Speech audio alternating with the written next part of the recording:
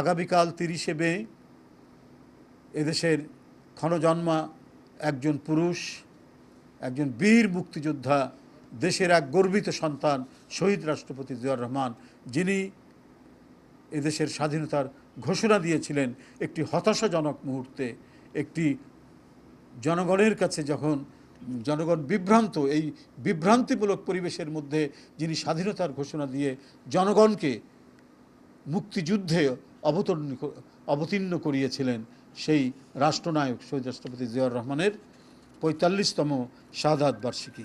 এই উপলক্ষে আমরা কর্মসূচি ৮ দিনের কর্মসূচি ইতিমধ্যেই ঘোষণা করেছি। আজও আপনাদের সামনে আমরা বলবো যে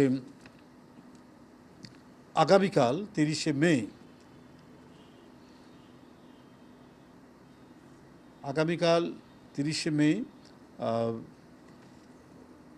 গণপ্রজাতন্ত্রী বাংলাদেশ সরকারের প্রধানমন্ত্রী এবং বিএনপি চেয়ারম্যান জনাব তারেক রহমানের নেতৃত্বে সকাল 11টার সময় শহীদ রাষ্ট্রপতি জিয়াউর রহমানের মাজারে পুষ্পস্তবক অর্পণ এবং ফাতিহা পাঠ করা হবে।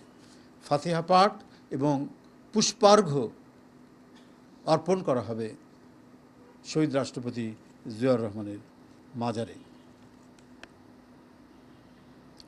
এই উপলক্ষে ইতিমধ্যেই পোস্টার প্রকাশ করা হয়েছে এবং বিভিন্ন অঙ্গ সহযোগী সংগঠনগুলো তারা পোস্টার করবেন, আলোচনা সভা করবেন। অলরেডি অনেকেই আলোচনা সভার তারিখ দিয়ে গেছেন এবং যে সমস্ত পেশাজীবী সংগঠন আছেন তারাও কর্মসূচি গ্রহণ করেছেন। সংগঠনগুলোর মধ্যে কেউ চিত্র প্রদর্শনী করবেন, কেউ তার জীবন আলোক্য তুলে ধরে তারাও চিত্র প্রদর্শনী করবেন এবং এইভাবে সারা দেশে কর্মসূচি পালন করা হবে। তার প্রধান হচ্ছে যে ভোর 6টায়, আগামীকাল ভোর 6টায়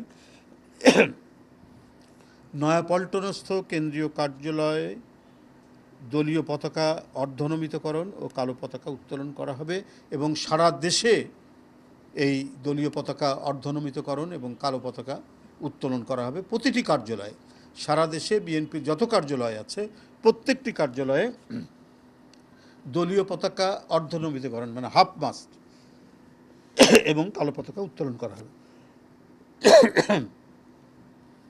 আর আমাদের চেয়ারম্যানের নেতৃত্বে বিএনপির সিনিয়র নেতৃবৃন্দ, মহাসচিব সহ জাতীয় স্থায়ী কমিটির সদস্যবৃন্দ তারা বাজারে পুষ্পার্ঘ্য নিবেদন করবেন। আমি আগেই বলেছি ফাতিহা পাঠ করবেন এবং সারা দেশব্যাপী একইভাবে বিভিন্ন জেলা এবং মহানগর তারা কর্মসূচি গ্রহণ করবে এবং সেইভাবে কর্মসূচি বাস্তবায়ন করবে। আগামীকাল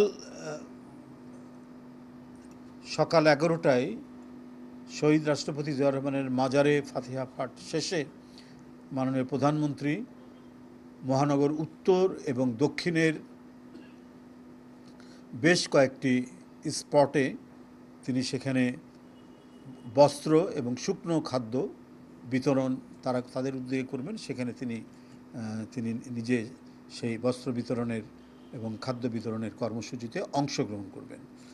আমার মনে হয় যে প্রতিটি উত্তর দক্ষিণের প্রতিটি কনস্টিটিউয়েন্সিতে একটি করে স্থান করা হয়েছে, একটি জায়গা করা হয়েছে, সেইখান থেকে তারা করবেন এবং এটার লিস্ট আপনারা পেয়ে যাবেন।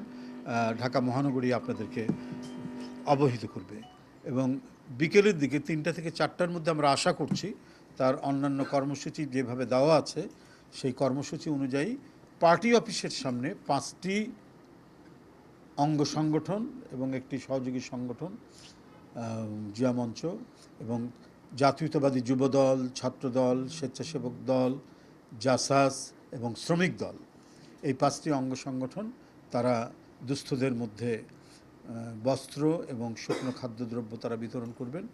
এখানে আপনারা দেখছেন নিচে সেই বিষয়ে মঞ্চ তৈরি করা হচ্ছে। 5টা জায়গা, 5টা মঞ্চ তৈরি হচ্ছে যাতে মাননীয় প্রধানমন্ত্রী দ্রুত এসে প্রত্যেকটি স্পট থেকে কিছু কিছু খাদ্য বিতরণ এবং বস্ত্র বিতরণ করতে পারেন দুস্থদের মাঝে। সেটি আমরা আশা করছি আগামীকাল 3টা থেকে 4টার মধ্যে তিনি পার্টি অফিসের সামনে এসে পৌঁছাবেন। এছাড়াও বিভিন্ন সহযোগী সংগঠন তারা নিজের উদ্যোগে এই কর্মসূচি পালন করছেন এবং তারা নিজের উদ্যোগে মিলাদ মাহফিল এবং বস্ত্র বিতরণ এবং অন্যান্য কর্মসূচি তারা গ্রহণ করেছেন। এই হলো মোটামুটি, আবারও আপনাদের কাছে জানিয়ে দিলাম, যদি ইতিমধ্যে জানিয়েছি, আবারও কর্মসূচিটি আপনাদের কাছে জানালাম। আপনারা আশা করি প্রত্যেকেই এটি ধারণ করেছেন, লিপিবদ্ধ করেছেন এবং আপনাদের গুরুত্বপূর্ণ মিডিয়ায়, গণমাধ্যমে আপনারা সেটি প্রচার করবেন। আপনাদেরকে আবারও পবিত্র ঈদুল আজহার শুভেচ্ছা জানাচ্ছি। ঈদ মোবারক।